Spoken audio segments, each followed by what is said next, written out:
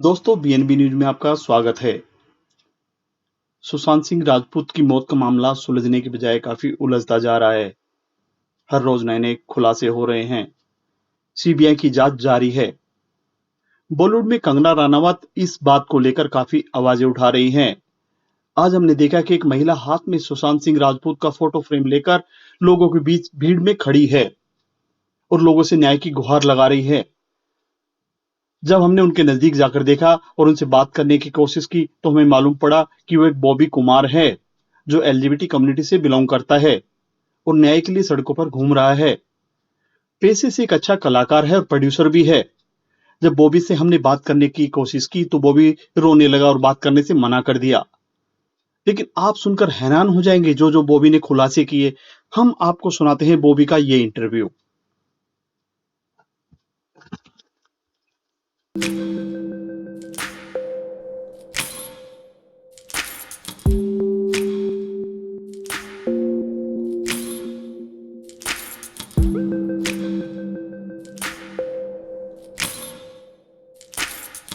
आज बड़े बड़े नाम मैं आपके सामने ले लूं, मुझे किसी का डर नहीं है कि कोई भी आ जाओ। अमिताभ बच्चन है, अक्षय कुमार है, ये सब कहां सो गई? 2 महीने से पूरा इंडस्ट्रीज ऐसे सो रहा है जैसे उनको सांप सूंघ गया। ये खुद की हत्या नहीं है, कलाकार और एक इंसानियत की हत्या हुई है। इंसान और पूरा बॉलीवुड सो रहा है। बॉलीवुड किसी की बाप की जागीर नहीं है, ये सबकी है, हर एक इंसान की है, हर एक एक्टर की है। कि कंगना और मैं 2 ही ऐसी बॉलीवुड शख्सियतें जो इस क्षेत्र में निष्पक्ष रूप से कूद गई है न्याय दिलाने के लिए इसको। हाँ, मेरा नाम बॉबी कुमार है और मैं एलजीबीटी कम्युनिटी से रिप्रेजेंट करने जा रही हूँ। एक्चुअली आपको पता ही है, और ये सुशांत सिंह राजपूत का जो एक हादसा घटा है, एक बॉलीवुड को बिल्कुल हिला के रख दिया इस हादसे ने। और अब जब पूरा इंडिया, पूरा भारत आम नागरिक इस लड़ाई के लिए आगे लड़ रहा है, तो मैं बॉबी कुमार एलजीबीटी कम्युनिटी को रिप्रेजेंट करते हुए मैंने अपने आप को एक क्षेत्र में मतलब कूद पड़ी हूँ मैं इसे सोच के कि मुझे भी न्याय की गुहार लगानी है। क्योंकि हमने आपको देखा फोटो लेके घूम रहे हैं, लोगों को बता रहे हैं, तो हमने भी उस आपसे बात की है। यस, मुझे, क्योंकि देखिए ये मेरी खुद की लड़ाई नहीं है, ये आम जनता की लड़ाई है, एक कलाकार की लड़ाई है, और जो छोटे छोटे बच्चे हैं जो इस फिल्म लाइन में आना चाहते हैं, ये उनकी लड़ाई है। क्योंकि उनको देख के, इनको अगर ये चीज़ें इनको नहीं पता चलेंगी तो वो बच्चे कैसे आएंगे, कैसे अपने आप को वो एक कला का प्रदर्शन कर पाएंगे। इसलिए तो ये मेरी अकेली लड़ाई के लिए, ये पूरे इंडिया, पूरे भारत और हर एक नागरिक की लड़ाई है। आपने एक रेगुलर आर्टिस्ट हैं आप, और आपने फ्रेम बनाया, अपने पैसे की खर्चा करके लोगों को आप छुपाते हैं, लोगों को बताते हैं इसके बारे में, तो क्या मैसेज देते हो आप लोगों को? बहुत तकलीफ होती है इस चीज़ों के लिए, क्योंकि कोई चीज़ बयान नहीं कर सकते किसी की। क्योंकि मैं भी एक कलाकार हूँ और मैं भी एक 17 साल से मैंने इंडस्ट्रीज में काम किया, बड़ी बड़ी फिल्में की है, अग्निपथ, धर्मा प्रोडक्शन, जोधा अखबार, बालाजी टेलीफिल्म्स, बहुत सारे शोज, इमोशनल अत्याचार, बहुत शो किए हैं। लेकिन जब एक कलाकार मरता है तो बहुत कुछ मर जाता है इंसान के साथ में। और इस फ्रेम को बनाने के लिए मुझे पता कि जहाँ लॉकडाउन के अंदर एक एक पैसे की बहुत किल्लत हो रही है, तो कुछ पैसे मैंने बचा के रखे हुए थे कि चलो ये पैसे में किसी काम में आएंगे मेरे, तो उन पैसों से मैंने ये फ्रेम बनाया और ये सुशांत सिंह राजपूत के लिए ये एक फ्रेमिंग किया, ताकि मैं लोगों को बता सकूं कि ये खुद की हत्या नहीं है, कलाकार और एक इंसानियत की हत्या हुई है। मुंबई जैसे शहर में लोगों को खाने को नहीं मिलता है, आप बनाकर लोगों को समझा रहे हैं, लोगों को कितनी अपनी बात कहाँ तक लेकर जाओगे? मैं इसलिए बताना चाहती हूँ कि बॉलीवुड ख़त्म ना हो, बॉलीवुड मरे ना। क्योंकि आज जहाँ हर एक लड़ाई लड़ रहा है हर इंसान, और पूरा बॉलीवुड सो रहा है, कोई भी इस एक्टर के लिए, इतना अच्छा एक्टर, इतना क्रिएटिविटी, इतना जीनियस एक्टर, उसके लिए कोई भी लड़ नहीं रहा, कोई भी बोल नहीं रहा। बहुत गुस्सा आता है मुझे अपने आप पे कि मैं एक एक्टर हूँ, धिक्कार है मुझे कि क्या फ़ायदा लगा मुझे 17 साल के स्ट्रगल पीरियड में बॉलीवुड के अंदर। मूवी पे क्या लिखा हो अगर बात करें आप बताना चाहेंगे? इसमें मैंने लिखा है कि वॉरियर्स एसएसआर, और बॉलीवुड किसी की बाप की जागीर नहीं है, ये सबकी है, हर एक इंसान की है, हर एक एक्टर की है। जो भी आना चाहता है निष्पक्ष आए, यहाँ पर किसी का हुकूमत नहीं चलती। जैसे यहाँ पर निपोटिज्म और बहुत सारे सेक्सुअलिज्म, बहुत सारे चीज़ों को लेकर लड़ाई लड़ रही है, और मैं कंगना रनावत को बहुत सपोर्ट कर रही हूँ इस वक्त, क्योंकि कंगना और मैं दो ही ऐसी बॉलीवुड शख्सियत हैं जो इस क्षेत्र में निष्पक्ष रूप से कूद गई है न्याय दिलाने के लिए इसको, क्योंकि मुझे बॉलीवुड को जिंदा देखना है, मरते हुए नहीं देखना, क्योंकि मैं यहाँ रोज जी रही हूँ, रोज मर रही हूँ इस अंदर के, क्योंकि मेरे अंदर का कलाकार शांत नहीं है। शांत इसलिए नहीं है कि एक कलाकार की हत्या हुई है। बहुत तकलीफ होती है, बहुत तकलीफ होती है।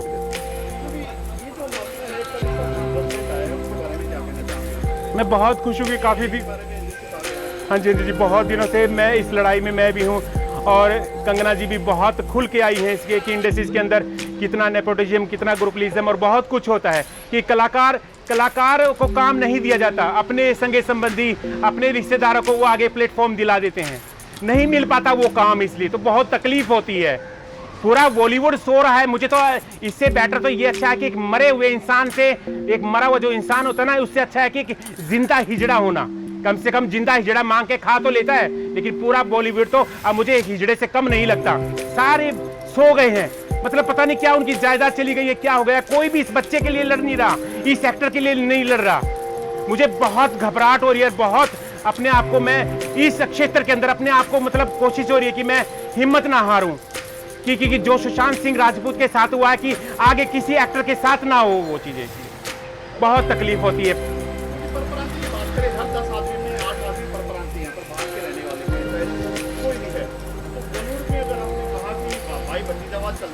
हाँ जी, हाँ जी, इसके बारे में ये सीधी सी बात है ना कि यहाँ पर कितने सारे लोग हैं। अभी आप इतने प्रोडक्शन हाउस आप देख रहे हैं, अभी नाम क्या लो कि मैंने खुद उन प्रोडक्शनों में काम किया है। बालाजी टेलीफिल्म्स है, धर्मा प्रोडक्शन, अग्निपथ में मैंने काम किया है, बहुत सारी फिल्मों में काम किया है। तो वहाँ पर मैंने उनमें करेक्टर रोल किया है, लेकिन वहाँ पे कहीं ना कहीं ये सब चीज़ें चलती हैं। वहाँ पर अंदर ही पूरा प्रोडक्शन हाउस कास्टिंग कंप्लीट हो जाती है, पता ही नहीं चलता कि कौन आया और कौन निकला।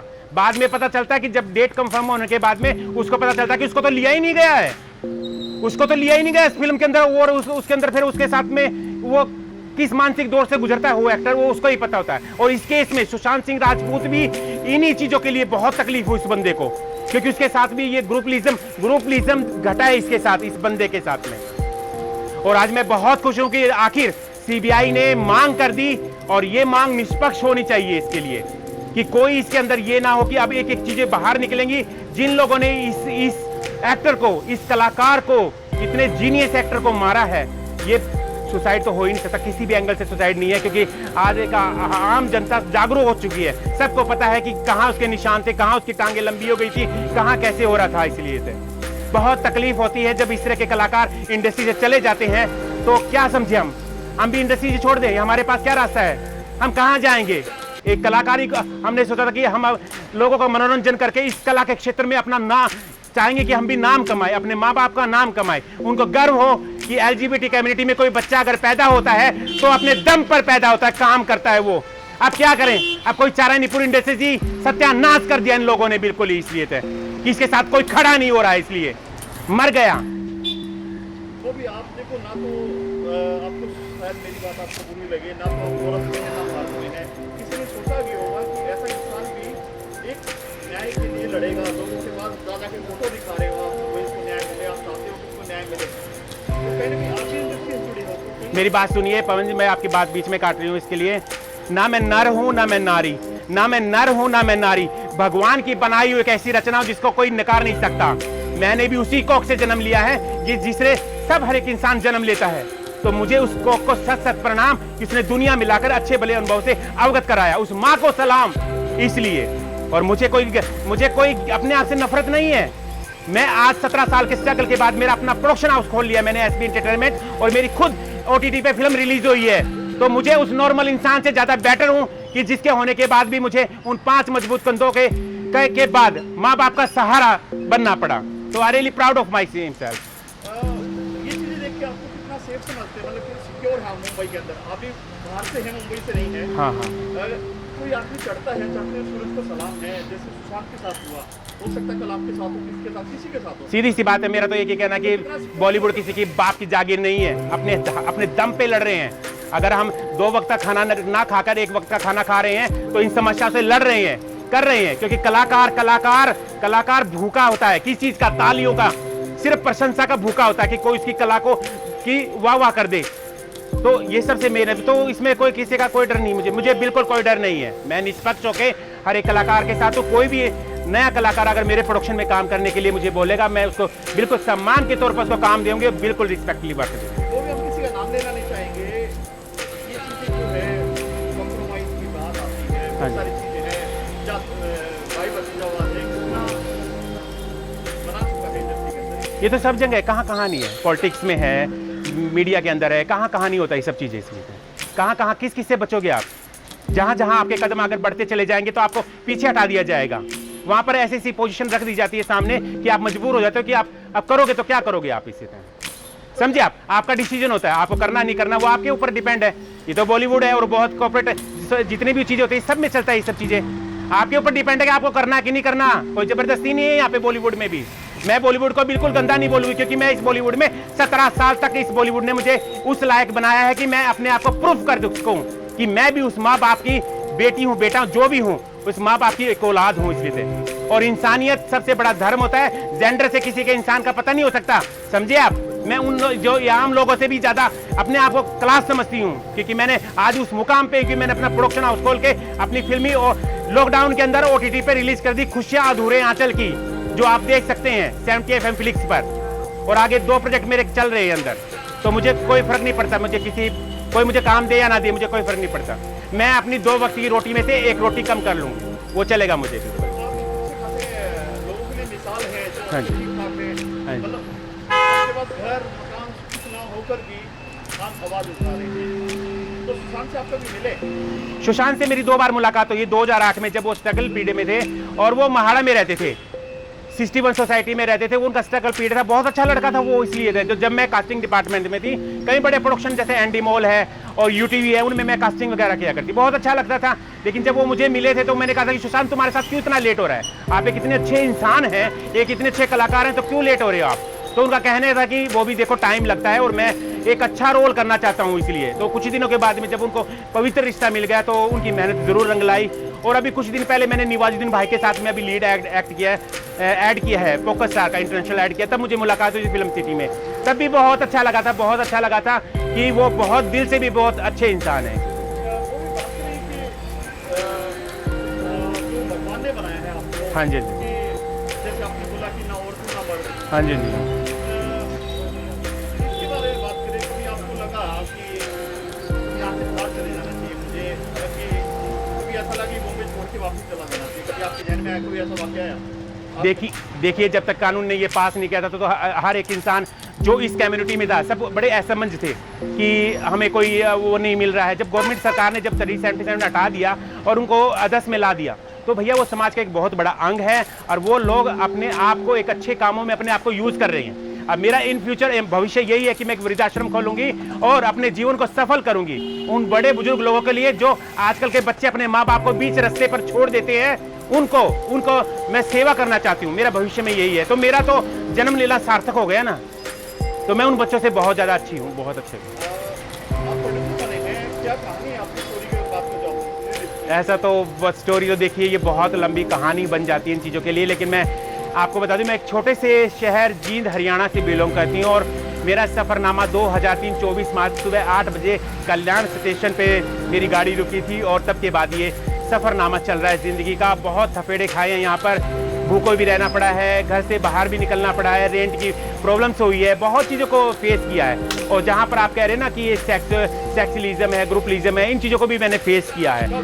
बड़े बड़े नाम है, नहीं नाम मैं इसलिए नहीं बताना चाहूँगी क्योंकि देखो अच्छी बात नहीं होती। ये 2008 में और 2006 में होता। मुझे पता था कि अगर वो मुझे इस चीज़ में भी सेक्सुअलिज्म में भी वो ले लेते हैं तब कौन सा मैं यहाँ पर मल्लिका शेरावत बन जाऊँगी या क्या बन जाऊँगी। वो तो अपनी मतलब काम पिपासा ख़त्म करना चाहते हैं कैरेक्टर के साथ में, तो वो सब चीज़ें मैं नहीं करती। आपको क्या लगता है इसके बारे में अगर बात करें रिया के बारे में? हाँ जी, रिया मैं सबसे कहूँ अगर मैं एक औरत होती और रिया जैसी बेटी मुझे पैदा होती और मेरे पालन पोषण में अगर वो सेम रिया चक्रवर्ती जैसी बनती तो मैं जीते जी इसका गला घोट देती, जीते जी गला घोट देती। इससे अच्छा है कि मैं ऐसे बच्चों को जन्म देना ही नहीं चाहती और मेरी परवरिश अगर ऐसी हो, रिया चक्रवर्ती जैसी हो, तो मैं माँ बनना क्या, मैं वैसे ठीक हूँ, मुझे जरूरत ही नहीं है। कितने आप जगह जगह पर फोटो को लेकर घूम रहे हैं, न्याय की मांग कर रहे हैं,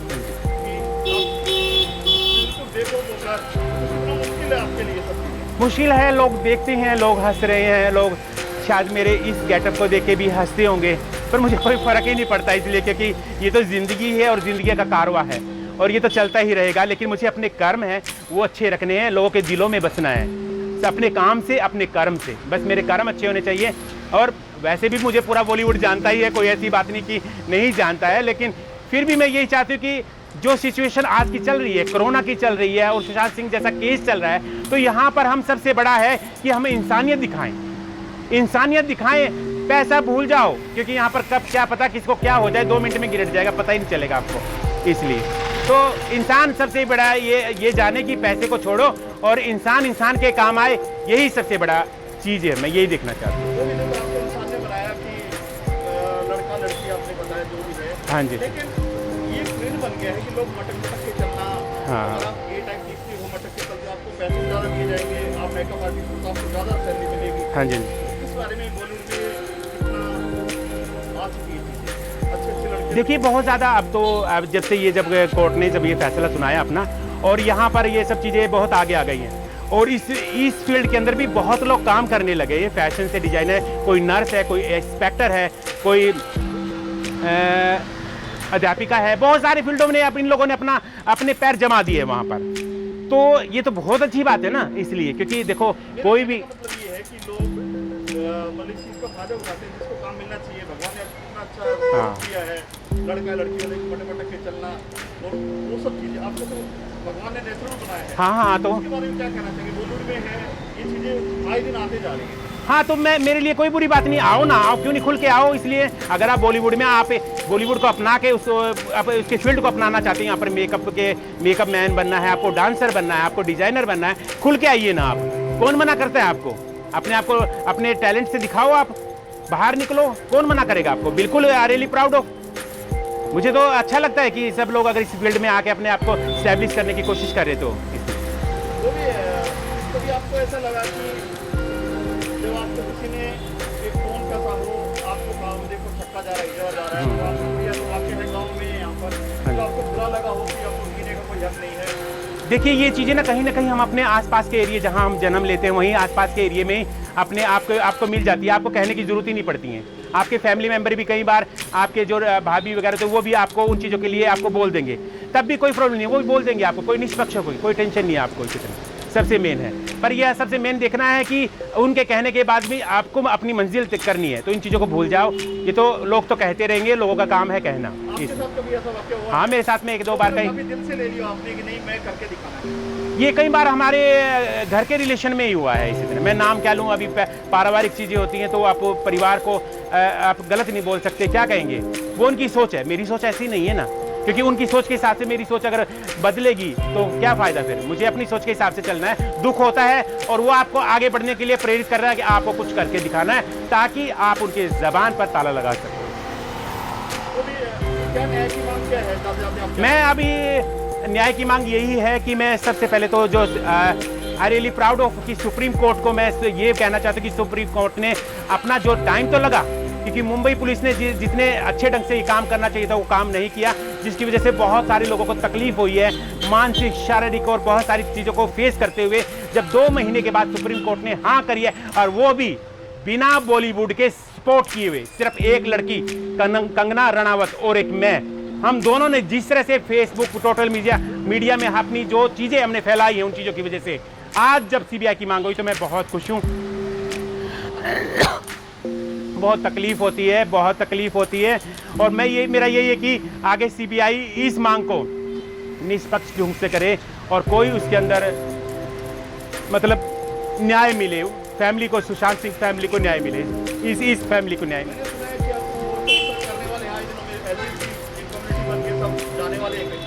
हाँ, अभी हमारा एक विचार है, अभी हम एक बहुत बड़ा सम्मेलन करने वाले हैं। मैं खुद उसको LGBT कम्युनिटी को रिप्रेजेंट करते हुए एक हम सुशांत सिंह के लिए एक कैंडल लाइट है, हम वो करना चाह रहे हैं अभी। तो उसके लिए हम एक करेंगे, सीबीआई की मांग जैसे जैसे चलती रहेगी हम अपना काम ऐसे करते रहेंगे और इस एक्टर को हम न्याय दिला के रहेंगे, क्योंकि ये भी बॉलीवुड से था और मैं भी बॉलीवुड से हूँ, क्योंकि मैं नहीं चाहती कि अगला जो मर्डर हो वो मेरा हो, मैं नहीं चाहती। बस कहीं ना कहीं डर लगा ही रहता है कि आपके साथ भी कहीं ऐसा घटना घट ना जाए जो इसके साथ में हुआ है, कि जब बॉलीवुड में इतने सेफ नहीं है तो फिर कैसे आप समझोगे। लेकिन लड़ाई तो लड़नी ही है ना, करो या मरो। अब तो यहाँ पर यही आवाज़ हो गई है। मुझे अगला केस ये नहीं बनना, मुझे यहाँ फ्रेम के अंदर मेरी फोटो नहीं चाहिए। जिन बहनों का भाई गया है उनसे पूछ के देखो उनकी क्या दुर्दशा हो रही है। आज वो बहनें एक हाथ को ढूंढ रही हैं, क्योंकि जब भी रक्षाबंधन आएगा तो उनके पास में वो कलाई नहीं मिलेगी जो एक बहन के पास होती है कि मेरा भाई आ गया तो मैं राखी बांधूंगी। वो भाई चला गया, एक बाप ने बेटा